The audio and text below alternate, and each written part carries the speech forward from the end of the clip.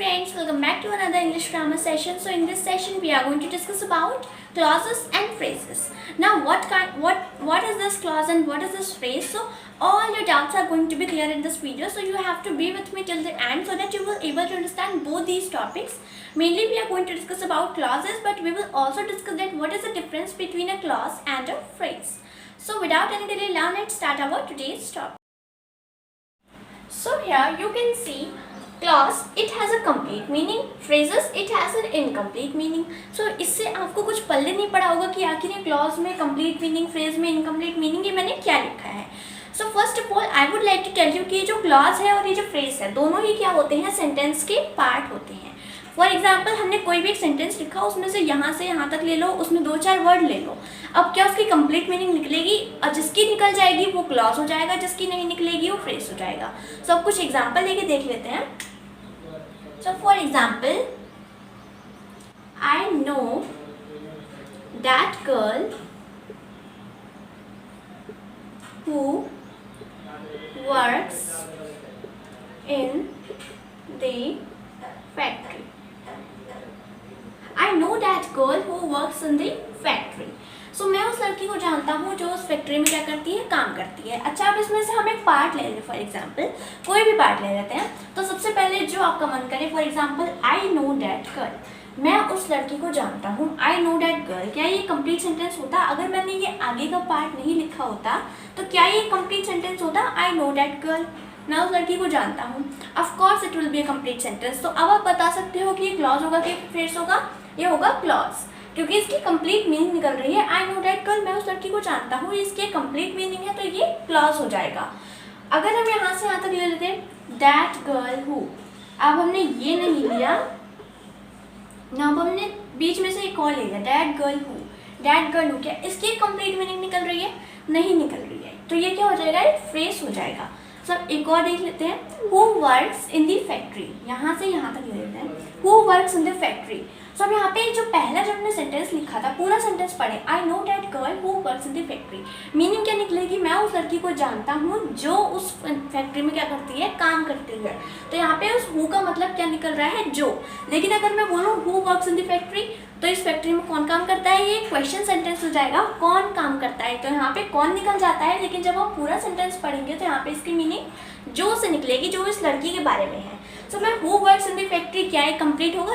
जो कंपनी में काम करते हैं, जो फैक्ट्री में काम करते हैं, तो ये तो कंप्लीट नहीं होगा. लेकिन अगर हम सिर्फ इतना पढ़े who works in the factory, इस टाइप से पढ़ें जैसे एक क्वेश्चन सेंटेंस हो.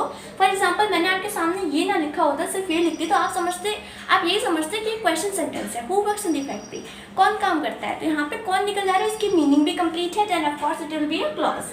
लेकिन आप कहोगे कि ये तो पूरा सेंटेंस है who works in the factory, लेकिन हमने इसे एक पूरे सेंटेंस में से एक ऐसा पार्ट लिया है जिसकी कंप्लीट मीनिंग है, इसलिए वो क्या होगा, हमारा क्लॉज हो जाएगा. नाउ यहाँ पे आई नो डैट गर्ल, ये भी क्या है, एक क्लॉज है. लेकिन अगर मैं बीच में से कोई ले लूँ, नो डैट गर्ल हु, या फिर हम इतना भी ले लें, I know that girl who, I know that girl who, मैं उस लड़की को जानता हूँ जो मैं आपसे सिर्फ इतना बोलूँ, मैं उस लड़की को जानती हूँ जो. तो क्या आप मेरी बात समझ गए? नहीं. क्या जो मतलब जो कहाँ रहती है, वहाँ रहती है, कहाँ जाती है. फॉर एग्जाम्पल इस टाइप से अगर मैं बोलूँ तब आपको मेरी सेंटेंस की पूरी मीनिंग पता चलने वाली है. मतलब अगर मैं यहाँ से यहाँ तक ले लूँ तो ये कंप्लीट नहीं है. वर्क्स इन द फैक्ट्री, क्या ये कंप्लीट है?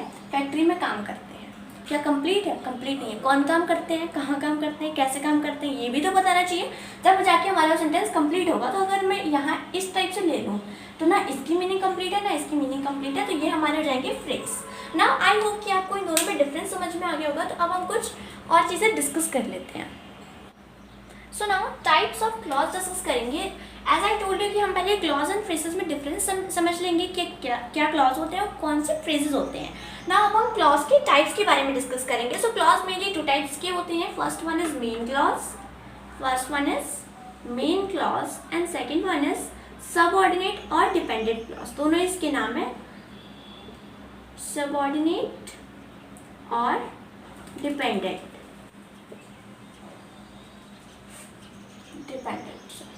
और इसके ऊपर वाले मेन क्लॉज को हम इंडिपेंडेंट क्लॉज भी कहते हैं. Now what is the difference? तो पहले जो मेन क्लॉज है और सबऑर्डिनेट, इसकी तो कोई मीनिंग क्लियर नहीं हो रही है, लेकिन जो दूसरे वाले हैं इंडिपेंडेंट और डिपेंडेंट, डिपेंडेंट क्या होता है? जो दूसरे के ऊपर डिपेंडेंट हो। सो बस आपको और कुछ देखने की जरूरत ही नहीं है, क्योंकि जो क्लॉजेस मतलब कोई ऐसा पार्ट ऑफ सेंटेंस जो किसी और के ऊपर डिपेंड हो रहा हो, वो क्या हो जाएगा? Dependent clause. फॉर एग्जाम्पल कोई भी हम सेंटेंस ले लें, I don't know, for example I don't no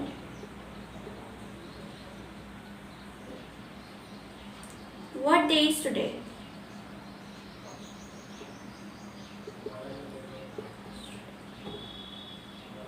अभी एक सेंटेंस लिया, I don't know what day is today. So here I have written one another sentence also, because जो मैंने ऊपर वाला सेंटेंस लिखा था एक्चुअली मेन क्लॉजेस वाला था, and I have to explain you subordinate clauses, sorry for that. So here are two sentences, I don't know what day is today पूरा sentence है। After the students go home the school is clean. जब first वाले sentence का meaning क्या हो गया कि जब मुझे नहीं पता आज कौन सा दिन है, कंप्लीट है मीनिंग। नेक्स्ट वाला सेंटेंस है कि जब बच्चे घर चले जाते हैं तो स्कूल को साफ किया जाता है। ये दो सेंटेंसेस हैं, दोनों ही कंप्लीट मीनिंग वाले हैं। Now I don't know what day is today. अच्छा मैं इसमें से एक पार्ट ले लूँ, for example I don't no, I don't no, क्या इसकी मीनिंग कंप्लीट है? आई डोंट नो, हम बोलते हैं आई डोंट नो, मुझे नहीं पता। क्या नहीं पता? इसकी मीनिंग कंप्लीट नहीं है। आई डोंट नो मैंने बस बोला मुझे नहीं पता, क्या नहीं पता? ये चीज़ तो मैंने आपको नहीं बताई है यहाँ पे, मतलब ये क्या है? एक सबऑर्डिनेट क्लॉज है। Next one is what day is today, what date is today. मैं आपसे पूछूँ कि आज कौन सा दिन है, व्हाट डे इज टुडे, तो ये क्वेश्चन सेंटेंस हो जाएगा और जिसकी मीनिंग पूरी तरीके से क्या होगी? कंप्लीट होगी। तो this is a main clause while this one is a subordinate clause. यहाँ से आपको समझ में नहीं आया होगा तो हम नेक्स्ट एग्जांपल देखेंगे। That's why I have written second sentence also, after the students go to home the school is cleaned. So अब यहाँ पे हम देखेंगे after the students go home, यहाँ से एक सेंटेंस हमें नजर आ रहा है the school is cleaned.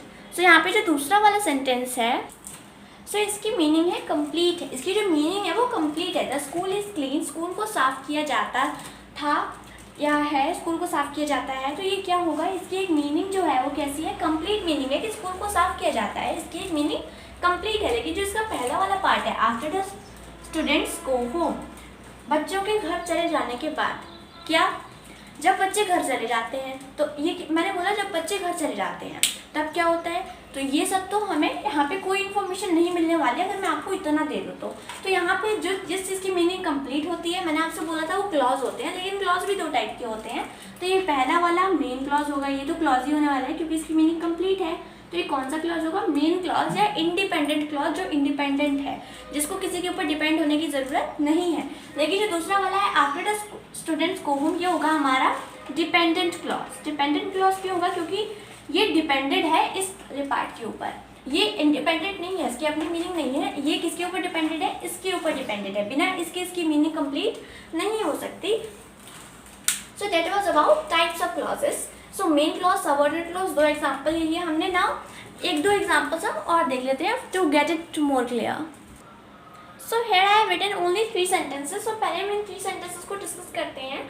Since it didn't have money she didn't buy anything. दो सेंटेंस है, बीच में फुल स्टॉप है। फर्स्ट सेंटेंस है since she didn't have money, sorry there will be she, since she didn't have money she didn't buy anything। जैसे कि उसके पास पैसे नहीं थे। पहले वाले सेंटेंस का मतलब क्या निकलता है? जैसा कि उसके पास पैसे नहीं थे, there will be comma, sorry जल्दबाजी में मिस्टेक्स हो जाएगी। सो यहाँ पे जो फर्स्ट वाला सेंटेंस है since she didn't have money, जैसा कि उसके पास पैसे नहीं थे, जैसे कि हम बोलते हैं कि जैसा कि आप सब जानते हैं। क्या इसकी मीनिंग कंप्लीट है? नहीं। क्या जानते हैं हम? ये तो मैं नहीं बता रहे। तो वही यहाँ पे गिवन है कि जैसे कि उसके पास पैसे नहीं थे, अब वो क्या करने आई थी? उसके पास पैसे नहीं थे। पहले वाले की तो मीनिंग कंप्लीट नहीं है, मतलब क्या होने वाला है? ये एक क्लॉज तो है, लेकिन कौन सा क्लॉज है? डिपेंडेंट क्लॉज है, dependent. This one is dependent. Now she didn't buy anything, क्या इसकी कंप्लीट मीनिंग है? उसने कुछ नहीं खरीदा। हाँ बिल्कुल, इसकी क्या है? कंप्लीट मीनिंग है, अपने आप में क्या है? एक इंडिपेंडेंट क्लॉज है। दिस इज इंडिपेंडेंट कहो या मेन क्लॉज कहो। इसकी मीनिंग कंप्लीट तभी हो सकती है जब हम मेन क्लॉज को उसके साथ रखेंगे। ये डिफरेंस होता है, इसको चाहिए होता है मेन क्लॉज, जबकि मेन क्लॉज को कुछ नहीं चाहिए होता है, वो अपने आप में ही कंप्लीट होता है। Next one is we spoke to all the students who set for examination. So यहाँ पे तो पूरा एक ही सेंटेंस है, तो हमें इसमें ढूंढना होगा क्या लिखा है। We spoke to all the students, यहाँ पे हम थोड़ा सा ब्रेक ले रहे हैं, मतलब हम यहाँ पे लगा लेते हैं कॉमा, ठीक है, ये अलग ले लेते हैं, ये अलग, वो सेट फॉर द एग्जाम। तो हमने सारे बच्चों से बात की, पहले वाले जो हमारा पहले वाला पार्ट हमने लिया, we spoke to all the students, हमने सारे बच्चों से कहा। तो ये क्या इसकी मीनिंग कंप्लीट है, हमने सारे बच्चों से कहा। कोई आपसे पूछे आपने किससे कहा, हम कहें हमने सारे बच्चों से कहा, तो क्या इसकी मीनिंग कंप्लीट है, बिल्कुल कंप्लीट है, हमने सारे बच्चों से कहा। This is an independent clause, अपने आप में इंडिपेंडेंट, अब ये इंडिपेंडेंट है तो पक्का यही डिपेंडेंट होगा। तो क्या है, हु सेट फॉर एग्जाम्स, जो एग्जाम्स के लिए बैठे थे, कौन बैठे थे, क्या करने बैठे थे, जो एग्जाम्स के लिए बैठे थे। मैं कहूँ आपसे आगे का सेंटेंस आपको सुनाई नहीं दिया, मैंने बोला जो एग्जाम्स के लिए बैठे थे, नहीं समझ में आया ना। जब हमने इसको पूरे सेंटेंस को बोले, हमने उन सारे बच्चों से बोल दिया जो एग्जाम के लिए बैठे थे, समझ में आ गया। तो यहाँ पे क्या हो गया, फर्स्ट वाला तो मेन हो जाएगा, सेकंड वाला जो हमारे सेंटेंस का पार्ट है वो कैसा हो जाएगा, डिपेंडेंट, फर्स्ट वाले के ऊपर डिपेंड है ये। Next one, we can go on holiday whenever you like, we can go on a holiday, एक ये पार्ट मिल गया, we can go on a holiday, हम एक हॉलीडे पे जा सकते हैं। तो वो हमें ये कंप्लीट सेंटेंस है ना, इसको हमें और कुछ ऐड करने की ज़रूरत ही नहीं है, ये अपने आप में क्या है, इंडिपेंडेंट है, इंडिपेंडेंट क्लॉज।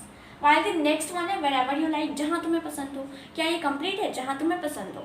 मैंने आपसे कुछ नहीं कहा, मैंने आपसे कहा जहाँ तुम्हें पसंद हो, नहीं समझ में आएगा कि मैंने आपसे क्या कहा, तो ये क्या होगा हमारा dependent clause, this one is dependent clause. So this was the introduction video of clauses and phrases and types of clauses. So that was all about our today's video. So I hope you have get something new from this video. So comment me your doubts in the comment section below. If you have any doubt in your mind, you can comment there, I will definitely reply to it. And thanks for watching. Like, subscribe and share my videos, and must be there to watch my next video where we are going to discuss some new sentences of clauses and phrases.